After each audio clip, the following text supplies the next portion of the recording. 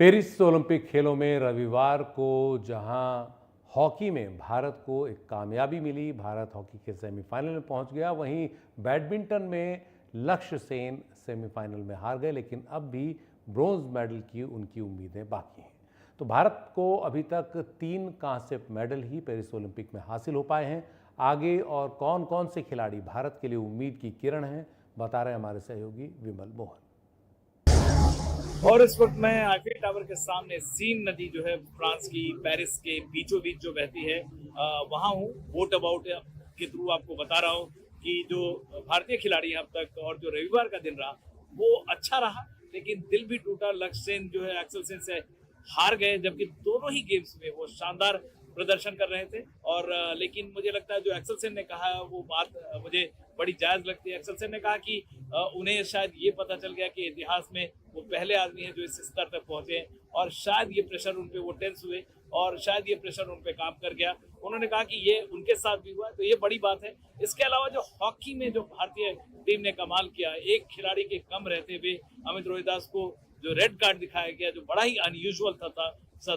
कई जो चैनल्स हैं इंक्लूडिंग बीबीसी, उन्होंने कहा कि शायद ये ज्यादती हुई और भारतीय खिलाड़ियों को जो रेड कार्ड जो दिखाया गया। अमित रोहिदास, आपको बता दूं कि इंडियन जो जो रॉक डिफेंस जिसको कहते हैं वो है, जब आती है जब पेनल्टी कॉर्नर होता है तो वो दौड़ते हैं, रशर का काम करते हैं। और टोक्यो ओलंपिक्स में कई खिलाड़ी ने मुझे कहा था कि ये ओलंपिक्स वो जीत पाए, ये इतिहास रच पाए, क्योंकि उनकी टीम में अमित रोहिदास थे। और एक ब्रिज के नीचे से जाती हुई ऐसे 37 ब्रिज है यहाँ पे सीन रिवर पे, और सबका कुछ न कुछ कहानियां हैं इनकी। और इसी नदी पे, इसी बोट पे, जिस बोट पे हम जा रहे हैं, जहाँ पे ये सारे खिलाड़ियों ने यहाँ पे जो रिवर क्रूज रिवर परेड किया था, और उसी नदी के बोट पे मैं आपको बता रहा हूँ कि आने वाला जो दिन है उसमें लक्ष्य सेन पे बहुत नजर रहेगी। और मुझे ऐसा लगता है कि ब्रॉन्ज मेडल का मैच, क्योंकि जिस फॉर्म में है वो एक बार ऑ में आए, लेकिन अब आगे गलती मुझे नहीं लगता होगी, क्योंकि उनके साथ प्रकाश पादुकोण है, विमल कुमार है, और जाहिर तौर पे लक्ष्य सेन बहुत ही उम्दा खिलाड़ी है, तो उनसे उम्मीद रहेगी। हॉकी टीम ने फिर से उम्मीद बंधा दी है और कहां पहुंचेगी, धीरे धीरे लगातार पीक करती हुई नजर आ रही है। एथलेटिक्स के मुकाबले शुरू हो रहे हैं। नीरज चोपड़ा का मुकाबला 6 को है और 8 को है। इसके अलावा जो अविनाश साबले हैं उन पे भी नजर रहेगी, रिले टीम पे नजर रहेगी।